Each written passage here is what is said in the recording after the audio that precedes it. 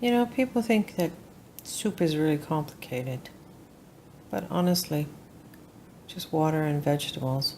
And in my case, I'll make it with some chicken broth. Here's my onion. I had a carrot, which I peeled first with my peeler. Then I took those long slices and chopped them into little pieces. Just a little bit of onion, a little bit of celery.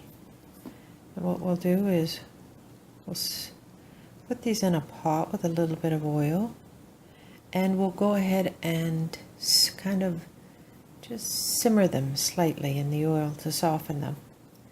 Then we'll add the broth.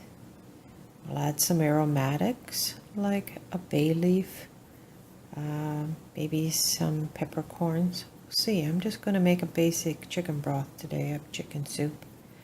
I might make dumplings, but we'll see as the video progresses how we're going to go ahead with this. So let's see what I do next. Sometimes I just go with the flow with whatever's in the fridge. Remember I told you I learned some basic things in school?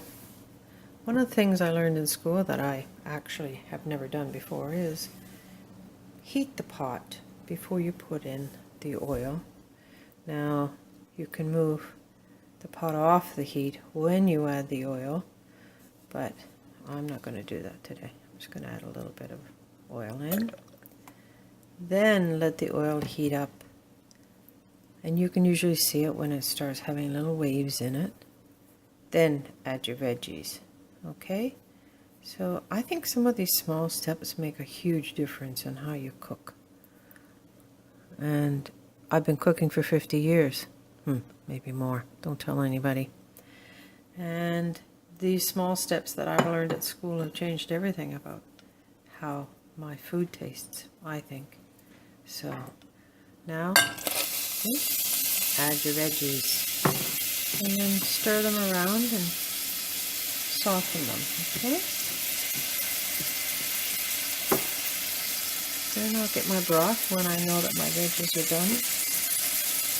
Add that in and let it simmer. First, we'll soften all these veggies. And remember, again, you control the heat, okay? Don't let the stove scare you. Just go ahead, slowly steam this off.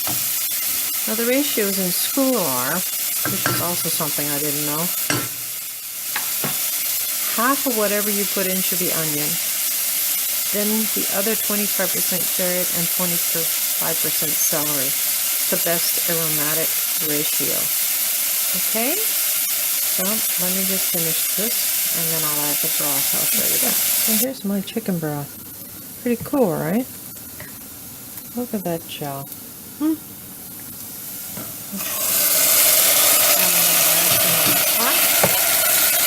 Heat down a little bit.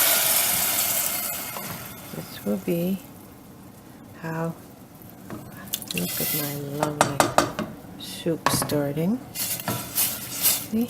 Nice broth. I put a bay leaf in, a little pepper. Remember that if you put in salt, that regardless of how much the liquid decreases, the salt will remain the same. So always be careful and don't add salt until the end, okay? So that it doesn't become too salty. Now I'm going to add the rest of my lovely chicken broth, and then I'll probably make, I don't know if I'll make dumplings, or if I will simply make this a nice brown rice vermicelli soup. Let's see. It's a simple way to provide a healthy, strong lunch for my family. So now I'm going to add some previously cooked chicken legs that I have in the fridge, which are what was left once I make the broth. So I'm just adding in a small amount chopped to the same size as the vegetables that I have in my chicken soup, okay? Everything has to be the same size. Why? So it all cooks at the same rate. Now I added an additional 2 cups of broth in there and some small sliced onions. And I've also haven't decided yet if I'll add in some miso paste and make it a little bit more healthy with some fermented white soybean paste. I also still have the rice noodles that I'm softening, so it'll be kind of an oriental flavor. It's very healthy. It's using up everything in the fridge. It's extremely economical. To make all the broth I made, I only used a few chicken feet and 4 chicken legs. So I can feed us a lot of good meals, nutritious meals with that. Okay, so here's the final product. I decided I would put half a teaspoon of miso paste in the bowl, not in the soup. Then I poured a little bit of soup in to stretch the miso paste. It's also very salty, so this has ended up being a nice miso chicken soup. Very hearty and tasty. So I think the soup bases can be taken in any direction that you like. I could have added pasta. I could have added different vegetables. The base that you need is the soup. I hope if you have any questions, shoot me off an email at cookingmom@gmail.com and I'll endeavor to answer them for you. Thank you.